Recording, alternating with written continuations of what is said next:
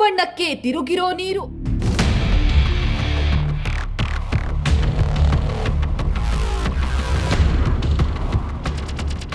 ನೀರಿನ ಮೇಲೆ ಗಬ್ಬು ಗಬ್ಬಾಗಿರುವ ತ್ಯಾಜ್ಯ.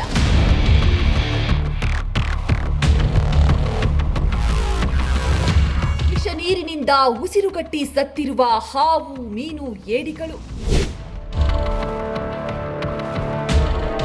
ಈ ಎಲ್ಲ ದೃಶ್ಯಗಳು ಕಂಡು ಬಂದಿರೋದು ಮಂಗಳೂರಿನ ಫಲ್ಗುಣಿ ನದಿಯ ಹಿನ್ನೀರು ಆಗಿರುವ ಕುಳೂರು ರಾಯಕಟ್ಟೆ ಹಳ್ಳದಲ್ಲಿ. ಇದು ಮಂಗಳೂರಿನ ಜೀವನದಿ ಫಲ್ಗುಣಿಯ ದುಸ್ಥಿತಿ. ಶುಭ್ರವಾಗಿ ನಳನಳಿಸಬೇಕಾದ ಫಲ್ಗುಣಿ ಇವತ್ತು ಕೊಳಚೆಗುಂಡಿಯಂತೆ ಕಾಣಿಸುತ್ತಿದ್ದಾಳೆ. ಇದಕ್ಕೆ ಮುಖ್ಯ ಕಾರಣ ಏನ್ ಗೊತ್ತಾ? ಜಿಲ್ಲಾಡಳಿತದ ದಿವ್ಯ ನಿರ್ಲಕ್ಷ್ಯ ಹಾಗೂ ಮಾಲಿನ್ಯ ನಿಯಂತ್ರಣ ಮಂಡಳಿಯ ಭ್ರಷ್ಟ ಅಧಿಕಾರಿಗಳ ಅಡ್ಜಸ್ಟ್ಮೆಂಟ್ ಪಾಲಿಸಿ. ಹೌದು, ಬೈಕಂಪಾಡಿ ಕೈಗಾರಿಕಾ ವಲಯ ಹಾಗೂ ಸುತ್ತಮುತ್ತಲಿನ ಹಲವು ಕೈಗಾರಿಕೆಗಳು ತ್ಯಾಜ್ಯ ನೀರನ್ನ ಸಂಸ್ಕರಿಸದೆ ನೇರವಾಗಿ ಫಲ್ಗುಣಿಯನ್ನ ಸೇರುವ ಹಳ್ಳಗಳಿಗೆ ಹರಿಸುತ್ತಿರೋದೇ ನದಿ ಮಲಿನಗೊಳ್ಳಲು ಮುಖ್ಯ ಕಾರಣ. ದೂರು ನೀಡಿದ್ರೂ ಕ್ರಮ ಇಲ್ಲ. ಫಲ್ಗುಣಿ ನದಿ ಮಲಿನಗೊಳ್ತಾ ಇರೋದು ಕಣ್ಣಿದ್ದವರಿಗೆ ಕಾಣುತ್ತೆ. ಅದು ಹೇಗೆ ಮಲಿನಗೊಳ್ಳುತ್ತಿದೆ ಅನ್ನೋದು ಎಲ್ಲರಿಗೂ ಕೂಡ ಗೊತ್ತಿರುವ ರಹಸ್ಯ.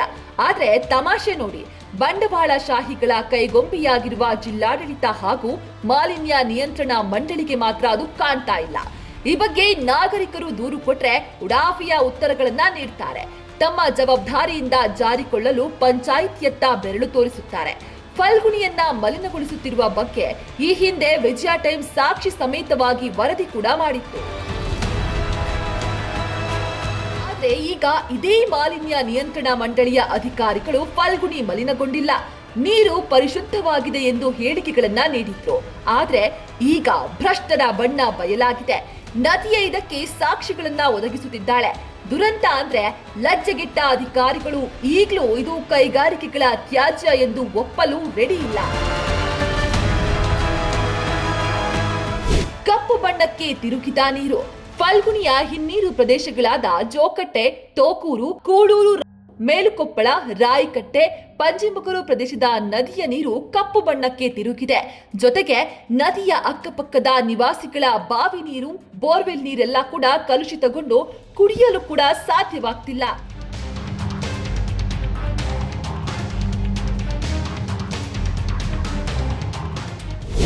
ಜಲಚರ ಪ್ರಾಣಿಗಳು ಬಲಿ. ಈ ಬಗ್ಗೆ ನಾಗರಿಕ ಹೋರಾಟ ಸಮಿತಿಯ ಸದಸ್ಯರು ಜಿಲ್ಲಾಡಳಿತಕ್ಕೆ ದೂರು ಕೊಟ್ಟಾಗ ತಣ್ಣೀರು ಬಾವಿಯಲ್ಲಿ ಸೇತುವೆ ಕಾಮಗಾರಿಗಾಗಿ ಸ್ಮಾರ್ಟ್ ಸಿಟಿಯವರು ನದಿಗೆ ಅಡ್ಡಲಾಗಿ ಮಣ್ಣು ತುಂಬಿಸಿರೋದ್ರಿಂದ ನೀರಿನ ಹರಿವು ನಿಂತಿದೆ. ಹಾಗಾಗಿ ಈ ಸಮಸ್ಯೆ ಎದುರಾಗಿದೆ ಅಂತ ಜಿಲ್ಲಾಡಳಿತ ಸಬೂಬು ನೀಡ್ತಾ ಇದೆ.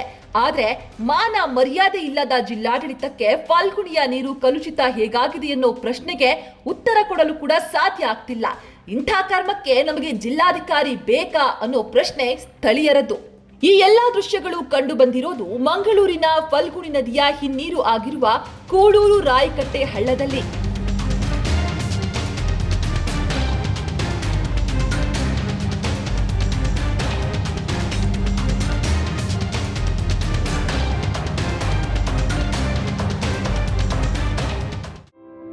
ಒಂದು 1,65,00,000ಕ್ಕೂ ಅಧಿಕ ಕುಟುಂಬಗಳಿಗೆ ಪ್ರತಿ ತಿಂಗಳು 200 ಯೂನಿಟ್ ಉಚಿತ ವಿದ್ಯುತ್ ನೀಡುವ ಗೃಹಜ್ಯೋತಿ ಯೋಜನೆಯಿಂದಾಗಿ ರಾಜ್ಯದ ಮನೆಗಳಲ್ಲಿ ನೆಮ್ಮದಿಯ ಬೆಳಕು ಮೂಡಿದೆ.